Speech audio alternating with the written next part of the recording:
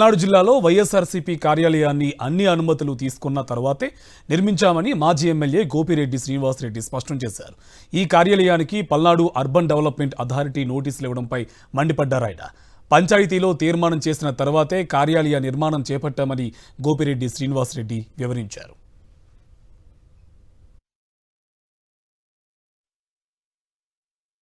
కార్యాలయానికి అనుమతులు లేకుండా కట్టించారని చెప్పి పల్నాడు అర్బన్ డెవలప్మెంట్ అథారిటీ నుంచి ఒక నోటీస్ అందించడం జరిగింది. మీరు పెట్టిన సాంప్రదాయం, మీరు పెట్టిన ఈ యొక్క జీవోల వల్లనే ఈరోజు వైఎస్ఆర్ కాంగ్రెస్ పార్టీ రాష్ట్రం అంతా కార్యాలయాలు నిర్మించుకుంది.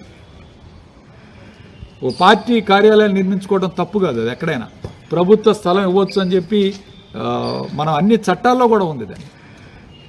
దాన్ని అతిక్రమించే కార్యక్రమం ఎవరూ చేయలేదు. అన్ని పర్మిషన్లు తీసుకున్నాం, పంచాయతీ తీర్మానాలు ఉన్నాయి, బిల్డింగ్ కట్టుకోవడానికి బిల్డింగ్ పర్మిషను, చలానా కట్టాం, సంబంధిత అధికారుల చేత ప్లాన్ అప్రూవల్, ప్లస్ ప్రభుత్వానికి ఈ యొక్క బిల్డింగ్ కన్స్ట్రక్షన్ కోసం కూడా 1,49,800 రూపాయలు కన్స్ట్రక్షన్ కూడా చలానా కట్టడం జరిగింది. అంటే బిల్డింగ్ అన్ని పంచాయతీ లెవెల్లో అన్ని పర్మిషన్లు తీసుకొని కట్టడం జరిగింది. అయితే ఇది మోర్ దెన్ 350 స్క్వేర్ మీటర్స్ కన్నా ఎక్కువ ఉంది.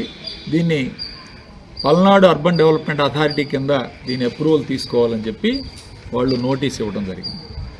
అయితే ఇది పల్నాడు అర్బన్ డెవలప్మెంట్ అథారిటీ 2022లో లేదు, అది తర్వాత ఫామ్ అయింది కాబట్టి దాని నుంచి అనుమతులు పొందలేకపోయాం. దీన్ని అంతకుముందే పంచాయతీ తీర్మానం తీసుకోవడం, పంచాయతీ కిందనే ఈ కన్స్ట్రక్షన్ కూడా చేయడం జరిగింది. బీఆర్ఓ కింద బిల్డింగ్ రెగ్యులేషన్, దీని కింద రెగ్యులేషన్ తీసుకుంటాం. అలాంటివి ఏమైనా ఉంటే ఖచ్చితంగా మేము అప్లికేషన్ ఈరోజు పల్నాడు అర్బన్ డెవలప్మెంట్ అథారిటీకి అప్లికేషన్ పెట్టాం. అట్లానే లీగల్గా కూడా దీని మీద ప్రొసీడ్ అవ్వడానికి మేము సిద్ధంగా ఉన్నాం.